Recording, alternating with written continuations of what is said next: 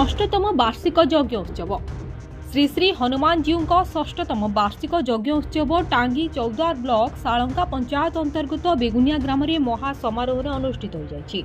यह यज्ञ 4 दिन धरी चलता बेले प्रथम दिन में अंकुर रोपण, द्वितीय दिन में कलश शोभायात्रा, सूर्य पूजा, मंडलाधिवास, यज्ञशाला पूजा, आहुति प्रदान, तृतीय दिन में सूर्य पूजा, गोपूजा, गीता पाठ, हनुमान चालीसा पाठ, सेहीपरि चतुर्थ दिन में महावीरंकर विभिन्न पूजा सहित पूर्ण आहुति, प्रसाद सेवन और सांस्कृतिक कार्यक्रम मान अनुष्ठित हो जायछि।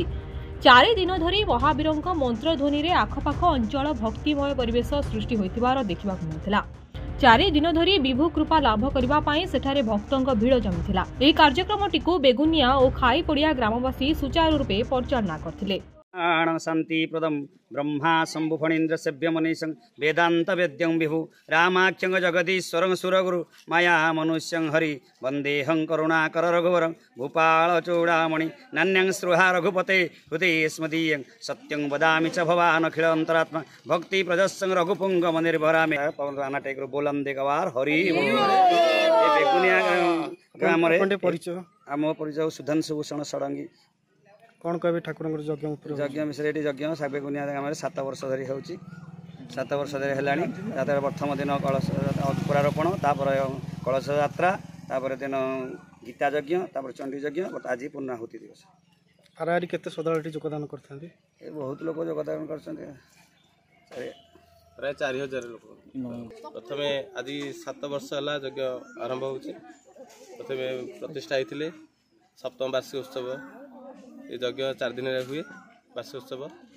आज तार चतुर्थ दिवस, आज पूर्णाहुति दिवस। सकाळ सूर्य पूजा होइछि, साला पूजा होइछि, बर्तमान चंडीपाठ होतिला। संध्या अपराह्न 4 रे पूर्णाहुति कार्यक्रम आरंभ हो।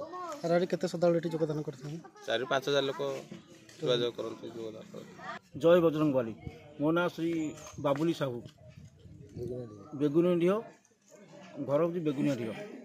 जो ठाकुर यज्ञ हो कौन कह ठाकुर प्रथम आमर 7 वर्ष है यज्ञ आरंभ है। प्रथम 3 दिन है यज्ञ आरंभ हो। प्रथम दिन हूँ कलश यात्रा होता। कलश 100 लोक कलश यात्रा आरंभ करते। सूर्य पूजा है। सूर्य पूजा है यज्ञ आरंभ है। हाराहारी केते श्रद्धालु? हाराहारी 3 ରୁ 4 हजार लोक श्रद्धालु आसपाख लोक समस्ते कलश यात्रा सामिल हुए।